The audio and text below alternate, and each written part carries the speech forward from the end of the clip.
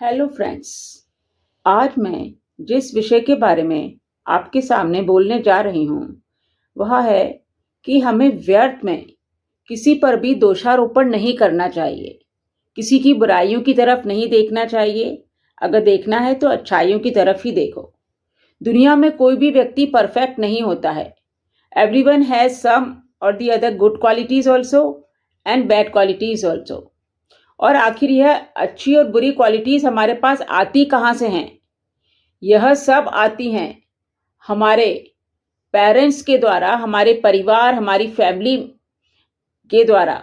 हमारी कैसी परवरिश होती है, हमारे कैसे फ्रेंड्स हैं, हमारे कैसे टीचर्स हैं, और हमारे ज़िंदगी में आए हुए अच्छे और बुरे कैसे सर्कमस्टेंसेस हैं। इन सब से हम में पॉजिटिव और नेगेटिव ट्रेट्स आ जाते हैं।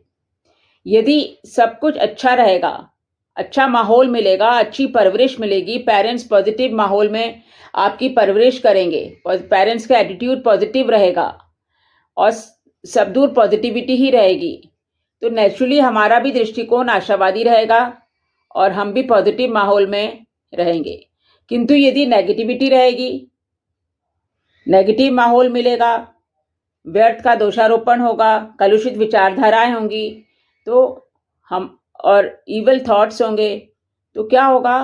हमारी जो परवरिश होगी वह भी नेगेटिव माहौल के कारण खराब हो जाएगी और हम भी हमेशा दूसरों की बुराइयां देखने में परफेक्ट हो जाएंगे।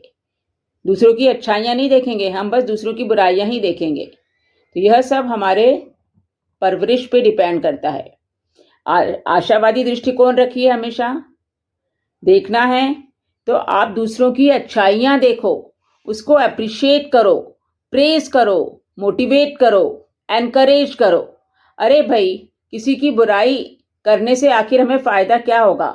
दूसरों की बुराइयों को आखिर हमें देखना ही क्यों है? क्यों देखना है हमें दूसरों की बुराइयां? आप कबीरदास जी के इस दोहे को याद कीजिए। बुरा जो देखन मैं चला, बुरा न मिलिया कोय, जो दिल खोजा आपनो, मुझसे बुरा न कोय। मतलब पहले अपनी वीकनेस को दूर करने की कोशिश तो करो, फिर सामने वाले की वीकनेस की तरफ आप अपनी फिंगर पॉइंट आउट करो। आप जानते हैं जब आप किसी को फिंगर पॉइंट आउट करते हैं तो 3 फिंगर्स तो आप ही को पॉइंट करती हैं, 1 फिंगर उसको करती हैं। तो पहले आप अपनी गलतियों को सुधारो, फिर दूसरों की गलतियों की तरफ देखो। फ्रेंड्स, मैं इसी से रिलेटेड एक छोटी सी कहानी है उसे सुनाने जा रही हूँ, जरा ध्यान से सुनिए। सो फ्रेंड्स, कहानी कुछ इस प्रकार है। एक बार सुभाष नाम का एक लड़का था। वह पढ़ने में बहुत अच्छा था, स्पोर्ट्स में भी अच्छा था, पर उसकी एक बहुत बड़ी नेगेटिव क्वालिटी थी। वह थी उसका कंप्लेनिंग नेचर। वह हमेशा दूसरों को क्रिटिसाइज करता था, दूसरों की कंप्लेन करता था। इसलिए उसके फ्रेंड्स उससे दूर रहने की कोशिश करते थे। वह बस हमेशा दूसरों की गलतियां निकालने में माहिर रहता था। हमेशा वह दूसरों से बोलता था, you are not good at studies, you are a dull fellow, you don't know how to play, you don't know how to do this, you have done this thing wrong. मतलब हमेशा किसी ना किसी की मिस्टेक्स निकालना, गलतियां निकालना, इसमें वह नंबर 1 था। तो धीरे धीरे उसके फ्रेंड्स कम होने लगे और सब उससे दूर होने लगे।